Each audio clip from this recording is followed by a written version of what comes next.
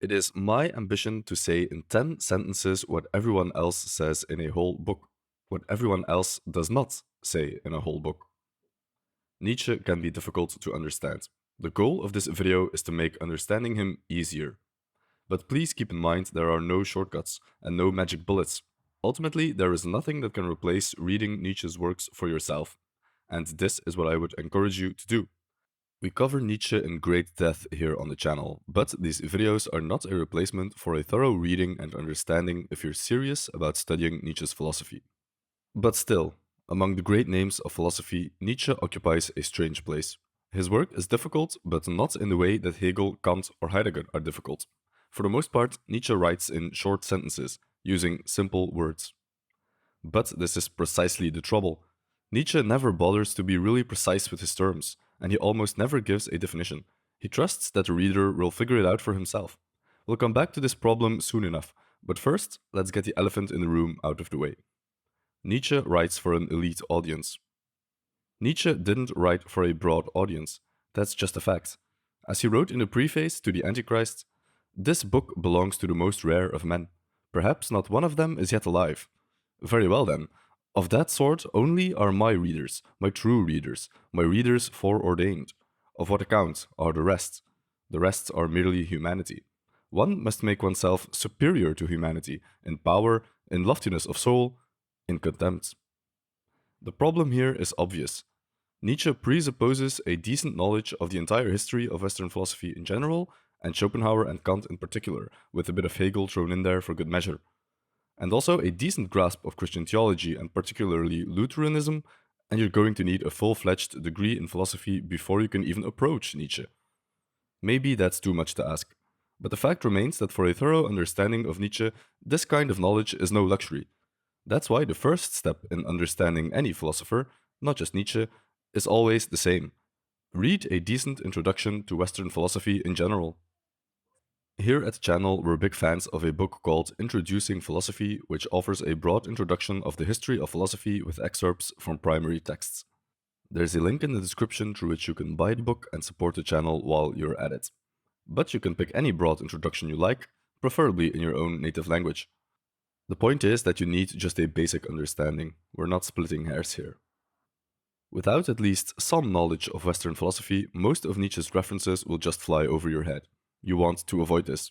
So picking up a general introduction to philosophy is your first line of attack when trying to tackle Nietzsche. Nietzsche writes in short sentences and aphorisms. A second problem we already alluded to at the start of the video. Nietzsche writes short sentences with simple words. Great news, right? Well, not exactly.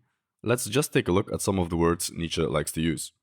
Décadence, ressentiment, nature, anti-life, will, Dionysian, morality, strength, power. Some of those words sound simple enough. Others might sound strange. But all of them acquire meaning through the context of the writings in which they appear. Yet Nietzsche rarely bothers to spell out this context.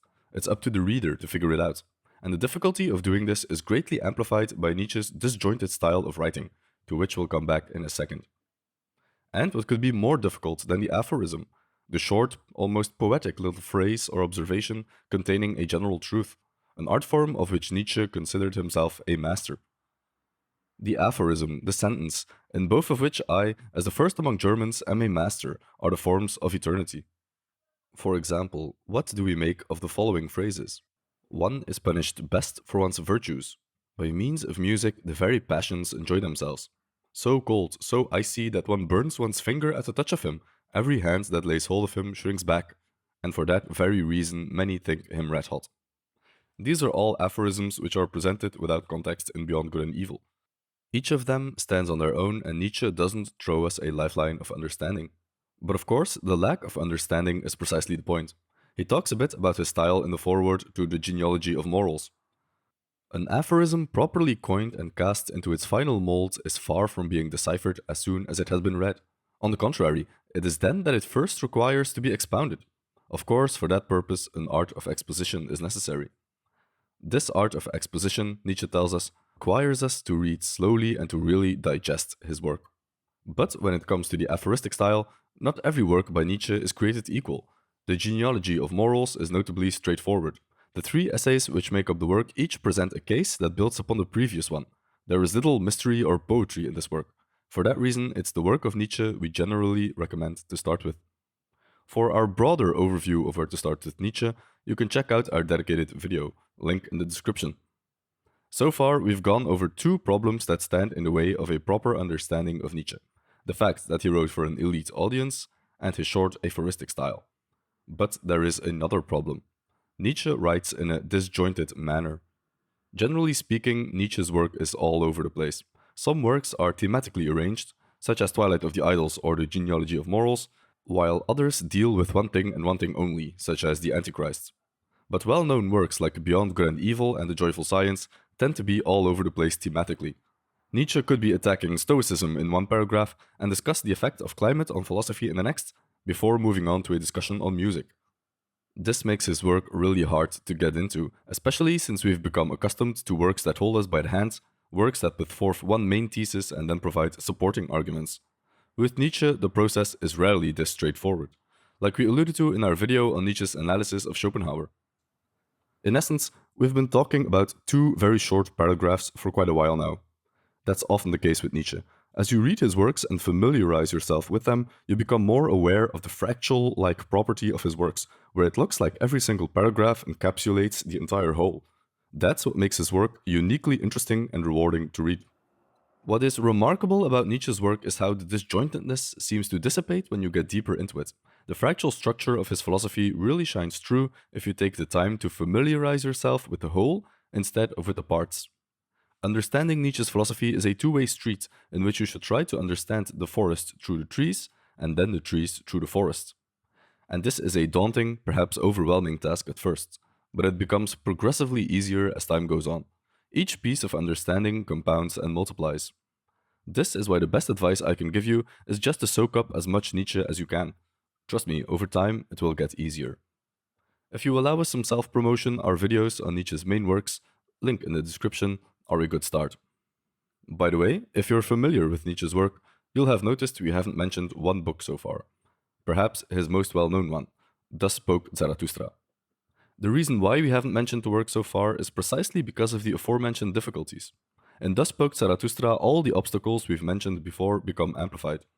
Nietzsche presupposes a lot of knowledge of general philosophy and the philosophical context of his time. He writes in a poetic, biblical, extremely aphoristic style full of parable and symbolism. And Zarathustra is so disjointed, you might not even notice the book has a plot. We generally recommend you wait to read Zarathustra until you've read most, if not all, of Nietzsche's other works. It's the only way the book will make sense. The temptation exists to start with this work instead of finishing with it. Resist this temptation. The reward of reading it will be all the greater if you wait a bit and don't recklessly jump in. At least you'll understand it better. Here on the channel, we haven't done a dedicated video series to Thus Spoke Zarathustra just yet, but we'll definitely do so in the future. If you don't want to miss this when it comes out, please consider subscribing to the channel and clicking the bell button. Beyond the high expectations of the audience, the succinct writing style, and the disjointed contents of his works, there is yet another obstacle with Nietzsche's works in which all these problems come together. Nietzsche writes in a polemical style. Nietzsche loves a good insult, but his insults are never random, they always have a basis in philosophy. But without the proper knowledge and context, these insults can seem lacking or even worse, come across as indicative of a lack of arguments on Nietzsche's part. When he says Kant has theologian's blood, it's an insult, but it's based on his critique of Kant's philosophy. The same goes when he says Schopenhauer's philosophy smells like a decomposing corpse, or when he accuses Wagner of being a hypnotist, or when he says Plato is a coward. Nietzsche's offensive style is part of the fun of reading him, but make no mistake that beneath the clever insults and personal attacks lays a well-founded critique of the person or philosophy being criticized. You just need to look out for it a bit. Usually you'll have to look elsewhere, in another paragraph or even another book, but the basis does exist. Nietzsche never hurls an insult just to make an insult. This is why it's important to see the forest first and the trees second. But you can only know the forest by observing the trees. It's a game of chicken and egg with a tough start that gets progressively easier. If you stay engaged with Nietzsche's thought, over time you will come to see patterns where you saw nothing before, and paragraphs that seemed incomprehensible then will start to make sense now. And this process, whereby things gradually become more intelligible, is a true reward of reading Nietzsche, or any deep thinker for that matter. If you want to get started with Nietzsche, you can check out our How to Get Started video or our big video on the genealogy of morals. We have done other analyses of Nietzsche's works here on the channel, but our video on the genealogy is 1 hour long and a great introduction to Nietzsche in general. We've done analyses of Beyond Good and Evil, Twilight of the Idols, The Antichrist, Daybreak, and Ecce Homo as well. You can check out these videos by clicking the link in the description. In time, our aim is to cover each and every work of Nietzsche right here on the channel, so stay tuned and subscribe if you don't want to miss this. With all of that said, we want to thank you for watching, and we'll see you in the next one. A special thank you goes out to our Patreons who support these videos. We also just dropped a new exclusive video over there, dealing with Schopenhauer's essay regarding the metaphysics of love.